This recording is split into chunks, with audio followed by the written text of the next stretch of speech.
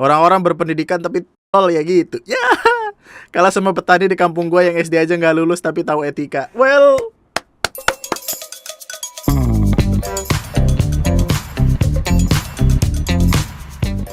anyway, selamat datang di part kedua dari TNM Recap. TNM Recap edisi bulan Mei 2021, di mana kita melihat kelakuan-kelakuan yang terjadi tapi belum sempat masuk di video-video TNM. Kita mulai bahas dari yang paling baru dulu, yaitu kayak salah satunya ini. Jadi ada cerita, gue bacain ya. Semalam Minggu 30 Mei 2021 jam setengah 12 malam, waktu pulang dari ketemuan sama saudara di titik 0 km, pas rogos aku ternyata pas dilihat nominal yang tertera pada kertas parkir untuk mobil 20.000. Situ saya langsung shock, karena biasanya cuma 5.000. Apa karena semalam kondisi Malioboro dan sekitarnya lagi rame dan juga banyak wisatawan? Yang saya heran, apakah semua nominal parkir untuk mobil di kawasan Malioboro dan sekitarnya senilai 20.000? Bla bla bla bla bla bla. Ya intinya dia ngeluarin apa ya, kekesalannya karena tiba-tiba dapat karcis parkir yang harganya mobil 20.000. Yang mana ini diperparah dengan kalimat di bawah tulisannya, yaitu barang rusak atau hilang ditanggung pemilik. For what kind of reason? Gue ngebayar parkir ketika kalau misalkan barang kita hilang di tempat tersebut, yang jagain itu tidak bertanggung jawab gitu. Apakah kita hanya menyewa lahan tempat kita naruh mobil? Tapi kalau kita nyewa juga kenapa 20.000 amat gitu? Kan itu cukup membingungkan kan? Ini kayaknya mesti ada tindak lanjut dari ini loh, bagian yang ngurusin pertanahan itu. Ya, pemerintah kota, pemerintah kabupaten atau gimana? Waktu itu kan Malioboro sempat ada perkara kan, yang nanti kita akan bahas di yang selanjutnya. Sempat ada perkara tentang makanan pecel lele mahal itu kan. Dan akhirnya diberhentiin sementara, ditutup sementara. Tapi kalau kayak gini mesti ada pengawasan dari pemerintah kota juga gitu. Karcis parkir ini apa sih? Kiai Haji Ahmad Dahlan ya. Jalan Kiai Haji Ahmad Dahlan, mobil 20.000. Barang rusak ditanggung pemilik. Ngapain gitu? Dan ini tempatnya di Malioboro loh. Oh nih, di Jogja mahal-mahal, yang murah cuma UMR. Yang komen begini amat. Tukang parkir tuh kadang kayak jelangkung, parkir sendiri. Kalau mau pulang bawa motornya baru nongol, terus kasih uang langsung ngacir. Ini jokes yang sering keluar sih, tapi tiba-tiba pokoknya kita datang tidak ada siapa-siapa, mundurin motor, tiba-tiba tangan di belakang muncul dari tanah, dari langit, kita nggak tahu. Sampai akhirnya pihak di SUP Dinas Perhubungan Kota Yogyakarta ngelakuin penelusuran dan nyari tahu tentang perkara parkir-parkiran di Jalan Kiai Haji Ahmad Dahlan. Dan ya udah, setelah dicari tahu, terus akhirnya dipanggil ke kantor perhubungan, dan si tukang parkirnya tuh dipaksa buat ngembaliin. Aneh banget sih, ngembaliin kembalian yang harusnya diterima gitu. Jadi kayak mungkin dia ngasih 20.000 terus dibawa ke Dinas Perhubungan Kota dikembaliin 15.000. Aja ngeribet banget ya. Kayaknya perkaranya tuh bukan di uangnya deh men. Perkaranya tuh di integritinya gitu loh. Kayak apa ya, apakah seharusnya 20.000 gitu? Bukankah ini pada akhirnya adalah orang-orang yang nakal atau gimana, kita nggak tahu juga. Ada yang marah-marah, udah mahal, kalau barang hilang gak mau tanggung jawab, pantai emang. Astaga. 20.000 kali 100 orang udah 2 juta. Ini buset, itu UMR Jogja. 20.000 100 mobil udah 2 juta. Buset, itu sebulan kalau misalkan ada 1.000 mobil, lebih sih harusnya mah. 2 juta 20 kali 1 20 kali 1.000, 20.000 kali 1.000 kan jadi 20 juta. Bro, 20 juta itu siapapun yang jadi tukang parkir di sana bisa beli motor buat masing-masing karyawan ya. Bagus. Ada yang selanjutnya. Oh nih ada ini. Ada ibu-ibu. Sennya kanan, beloknya kemana? Lihat Sennya ini. kanan, beloknya No, kemana? kan?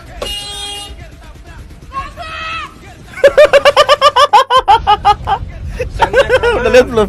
Beloknya Udah lihat kemana? belum? Lihat ini. Jadi No, kan?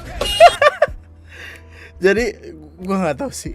Waktu itu kan sempat ada himpunan ibu-ibu atau story TikTok ibu-ibu yang bilang, kenapa ibu-ibu ngesennya kanan belok ke kiri? Karena kami banyak pikiran di rumah, ngurusin anak, ngurusin masak, ngurusin apa bla bla bla bla bla bla gitu. Tapi kenapa dia ngesennya kanan, tiba-tiba belok kiri masuk ke material, waktu diklaksonin gara-gara yang punya mobil kesal, dia teriak, goblok. Sennya kanan. Mana Beloknya kenceng kemana? lagi, Lihat kenceng ini. banget lagi, goblok. No, kan?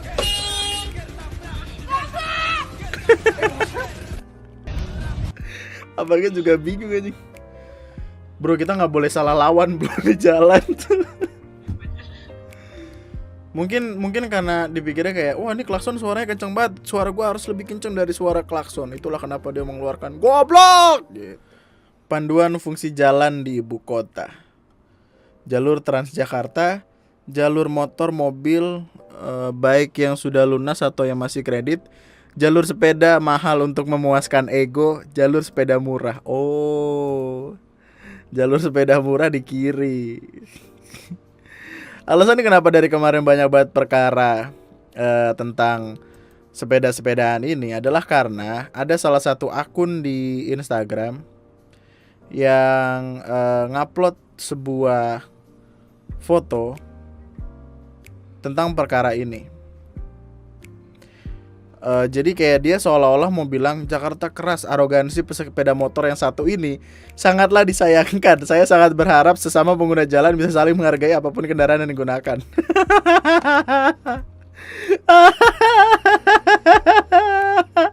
Jakarta keras, arogansi pesepeda motor yang satu ini sangatlah disayangkan. Bingung gak sih? Bingung gak sih? Gue sih bingung sih. Maksudnya, siapa yang arogan di sini ya gitu. Emang salah juga sih ini motor, ngapain masuk-masuk ke jalur sepeda? Kan di jalan tuh semuanya jalur sepeda ya kan? Iya kan? Iya sih, iya kan? Lalu lintas tuh semuanya jalur sepeda, lu nggak tahu iya kan? Lu parah lu motor masuk-masuk jalur sepeda ya diomelin lah, gimana sih? Emang arogan banget nih sepeda apa? Foto 4, saya mendengar gerungan suara mesin motor dari belakang. Motor tersebut membunyikan klakson sepanjang jalan tanpa henti dan memacu motornya semakin kencang sehingga saya dan A menoleh ke belakang. Saya mempersilahkan pengendara motor tersebut lewat dengan memberikan kode menggunakan tangan. Yang ada di pikiran saya saat itu mungkin sedang ada emergensi. Kami terkejut setelah melewati peleton pengendara. Gua tuh nggak paham gitu. Ini CFD nggak sih 4 hari lalu tuh? Atau mungkin dia lagi CFD atau gimana? Jakarta 26 Mei 2021. 26 Mei which mean hari Rabu loh. CFD bukan apa bukan? Tentu gue juga akan emosi sih kalau misalkan kok jalur sepeda bisa masuk motor anjing. Bagus kan? Bagus lah. Gue juga pasti bakal emosi banget sih. Ngapain lu nutupin jalur segitunya banyak? Motor kayak gini nih yang bikin emosi di jalan. Lu bikin emosi, kenapa sih? Nih masalahnya ada orang-orang yang komen kayak gini nih. Abaikan saja, kayaknya tanggal tua, dia belum terima gaji, bini hamil tua dan dia telat ke kantor. Kalau bisa kan ada bapak-bapak, THR kagak turun, gaji kagak turun-turun, bonus kagak turun, istrinya kawin lari, anaknya lagi kawin juga gitu. Dengan kondisi kayak gitu, dengan semua kemarahan di kepala di jalan, tiba-tiba ngeliat ada motor yang menuhin jalan, ya masa orang gak emosi sih? Sepeda maksudnya. Betipo gue ngomong. Dan iya bener, pemotor ini mewakili keresahan banyak orang gitu. Karena kok bisa-bisanya gitu, seolah-olah malah pemotor yang salah. Well, mengacungkan jari tengah kepada orang-orang seperti itu memang ada salahnya sih. Tapi ya gue rasa dia lebih benar. Siapa sih yang gak emosi men? Siapa sih yang gak ngegerendeng di jalan gitu? Gue sih bakal ngegerendeng juga kalau misalkan ada yang begituan gitu.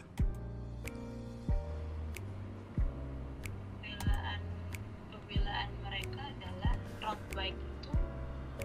bike itu jadi mereka mikirnya jalur sepeda itu dipakai untuk sepeda-sepeda santai. Road bike itu dipakai karena dengan kecepatan tinggi, jadi kalau dia di jalur sepeda kayak kurang nyaman. Oke, jadi alasan mereka sederhananya adalah road bike itu harusnya kayak dalam pikiran mereka road bike itu cepat gitu. Jadi kalau misalkan ditaruh di jalur lambat khusus sepeda, jalur khusus sepeda itu kan karena kurang luas, jadi mereka nggak bisa cepet-cepet gitu. Terus katanya itu mengurangi kenyamanannya gitu. Iya nggak sih? Kurang lebih gitu kan. Tapi apakah bukankah egois namanya ketika lu mengedepankan kenyamanan lu semata, tapi melupakan kenyamanan orang-orang lain juga gitu. Banyak loh orang-orang yang sepedaan di tengah-tengah ngebikin orang panik, terus pada akhirnya celaka. Kalau celaka ini salahin motor juga. Ini sebagai pengendara motor aja nih, berapa kali gue ngeklaksonin orang naik sepeda kagak jelas. Di jalan mana sih yang pokoknya waktu itu gue sempat ada lari maraton gitu di Jakarta. Dan di jalan itu gue lagi naik motor, tiba-tiba dia ngambil dari kanan pengen langsung ke kiri. Gue di tengah. Dan gue juga nggak paham kenapa dia di kanan gitu. Di kanan kan ada jalur busway. Kenapa dia harus ada di sana gitu? Terus dia kayak langsung swing ke kiri. Ya gue klakson. Waktu gue klakson gue plototin balik. Gimana sih lu, goblok banget. Paling gak lu punya klakson sendiri lah gitu. Apaan sih? Kalau misalkan alasan mereka adalah ketidaknyamanan mereka untuk ada di jalur khusus sepeda yang dibikin sama pemerintah, bagaimana caranya? Kalau misalkan ada salah satu foto di Twitter di mana ada orang-orang ini cuma mau komen, teman-teman pelatda sama pelatnas sepeda nggak gini-gini amat juga kalau latihan pelatda itu bahkan tidak sebegitunya banget gitu. Kenapa mereka gue jadi iseng lihat peloton atlet kalau lomba ternyata rapi banget ya, nggak ngabisin jalan tuh. Ini juga rapi banget, mobil sama bisnya melanggar masuk jalan atau gimana, ada yang bisa jelas coba. Oh dia ngasih permintaan maaf ya. Dia minta maaf gitu loh, kayak maaf. Sejak bertahun-tahun lalu komunitas sepeda balap sudah lama ada dan mewarnai pagi di kota kami, kota Jakarta, termasuk kami, komunitas yang berdiri atas dasar pertemanan dan kecintaan kami atas hal yang sama, yaitu sepeda balap. Atas keramaian beberapa hari lalu, kami dari komunitas Go Show Sisi mengaturkan permohonan maaf kepada masyarakat.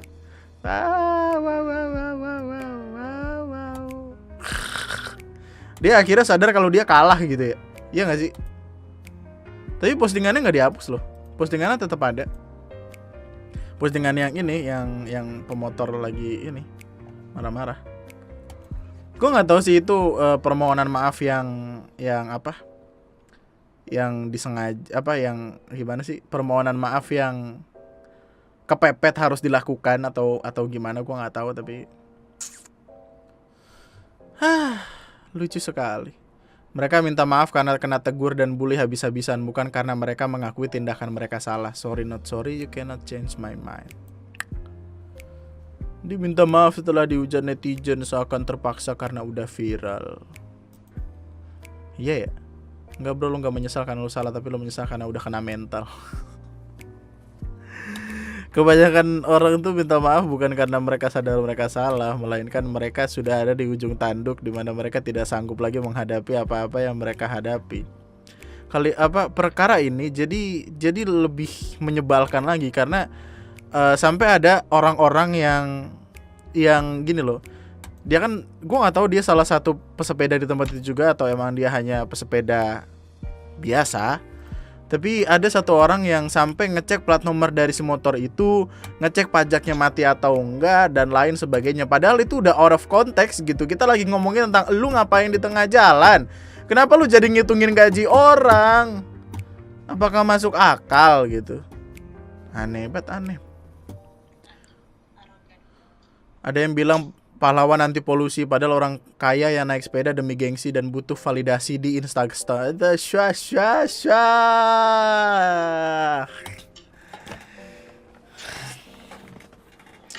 Well, gua nggak terlalu mempermasalahkan apakah lu pengen naik sepeda atau enggak. Gua nggak terlalu peduli apakah ketika lu berangkat naik sepeda pulangnya naik mobil, naik gokar, terus kemudian sepeda lu ditempelin di mobil. Gua juga nggak peduli.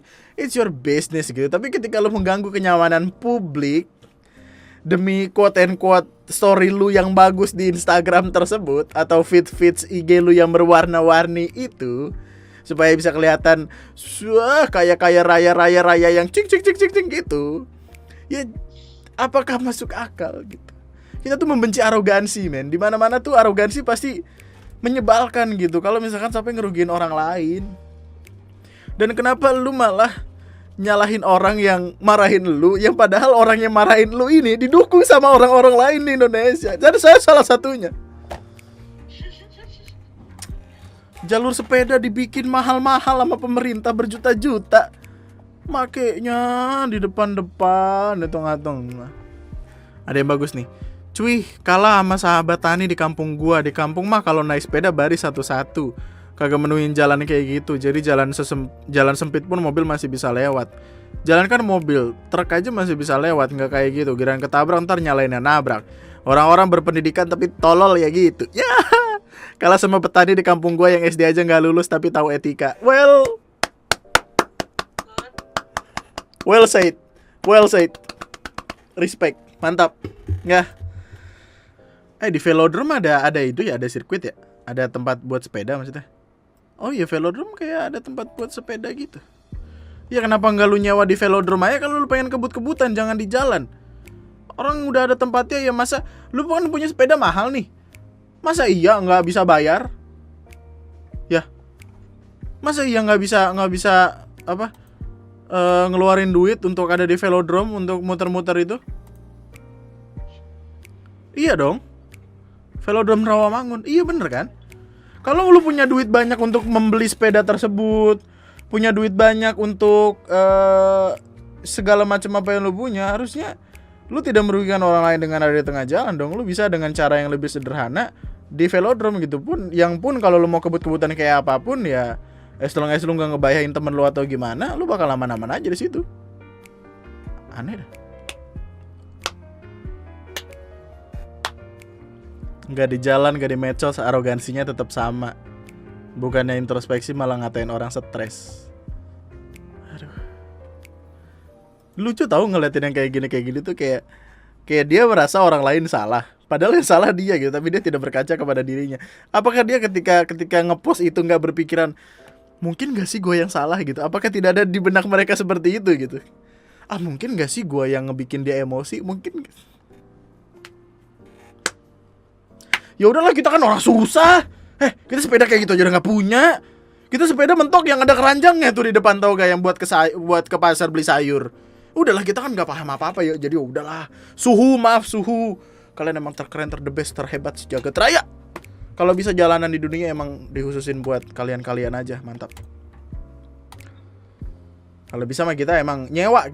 Jadi kita setiap kali naik motor, naik mobil di jalan tersebut kita bayar sama mereka gitu.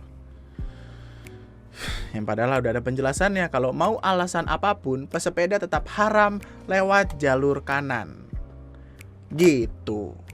Mungkin alasan kenapa orang-orang tadi minta maaf adalah karena ada apa ya? Bentar gue nyari dulu. Ada artikel. Oh ini. Nih.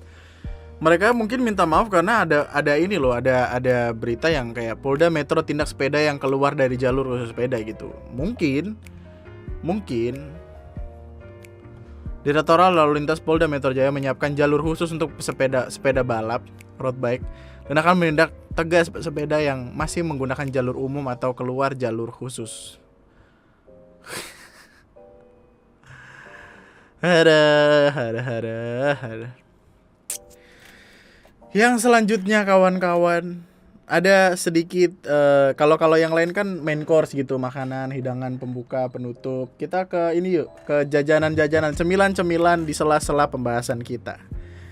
Jadi, ada cerita yang cukup lucu. Meskipun gue nggak tahu apakah ini lucu atau enggak harusnya.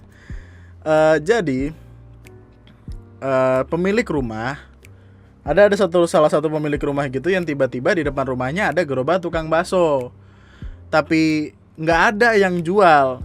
Dari jam 9 sampai hampir jam 12, abang pemilik bakso itu nggak nongol-nongol. Nih, gerobak bakso ditemukan di depan rumah warga tapi nggak ada abangnya dari jam 21 sampai 23.53. Kata warga, sejak gerobak bakso Malang itu ditinggalkan, padahal ada beberapa orang berhenti mau beli tapi tidak ada abangnya. Ada orang mau beli nggak ada abangnya. Tidak lama berselang, sang penjual bakso Malang itu pun akhirnya kembali bersama bos pemilik gerobak bakso tersebut. Hingga akhirnya gerobak bakso Malang itu dibawa pulang oleh pemiliknya. Usut punya usut, ternyata penjual bakso Malang itu baru berjualan di kawasan tersebut, sehingga tidak hafal jalan-jalan di kawasan itu. Sehingga penjual bakso itu akhirnya mencoba jalan-jalan untuk menghafal rute jalan berdagangnya. Namun penjual bakso itu lupa di mana menaruh gerobak baksonya. Jadi dia jualan nih bawa gerobak kan, jalan-jalan bakso, ding bakso gitu. Udah kayak bingung, oh ini di mana ya? Akhirnya dia jalan nih, ngecek-ngecek rute, jalan doang nggak bawa gerobak. Jalan, tiba-tiba, loh, gerobak gua mana? Loh, gua di mana? Saya siapa? Gitu. Saya kira nelpon nelpon apa sih yang punya gerobaknya. Terus, Pak, ini gerobaknya hilang. Hah? Hilang? Gitu. Langsung datang tuh dicari, ya ini gerobaknya gitu. Jadi gini Min, yang duduk itu yang dagang yang baju abu-abu di motor bosnya. Jadi si Kang Baso baru aja join sama bos barunya nih. Ternyata doi belum hafal wilayah. Nanti dia taruh gerobaknya di depan rumah saya. Abangnya lenggang nyari jalan buat dia dagang. Dianya lupa jalan balik ke arah gerobaknya. Ya Allah abang. Abang semoga sehat terus ya bang. Gara-gara abang saya jadi pengen makan bakso bang. Serius dah. Lalu tiba-tiba ada video nih yang ngasih lihat, yang ngasih lihat mempelai wanita sedang memperagakan debus di atas pelaminannya dan dipertontonkan kepada halayak ramai. Video Rahmalut Vita. Dan itu buset, besi respect. Gue kalau jadi suaminya bingung gue. Gue kalau jadi suaminya terdiam pasti. Oh, selebgram 81.000 followersnya. Oh, dan suaminya itu kayak anggota TNI, Polri. Gue sorry ya, pendidikan gue tentang kedinasan gitu kurang, tapi intinya ya suaminya juga kuat gitu rasanya. Ini kalau misalkan tiba-tiba cewek gue dia pernikahan melakukan hal tersebut, gue yakin dia ingin menunjukkan ini adalah itu lu. Kalau misalkan lu macam-macam, cetas gitu. Gitu.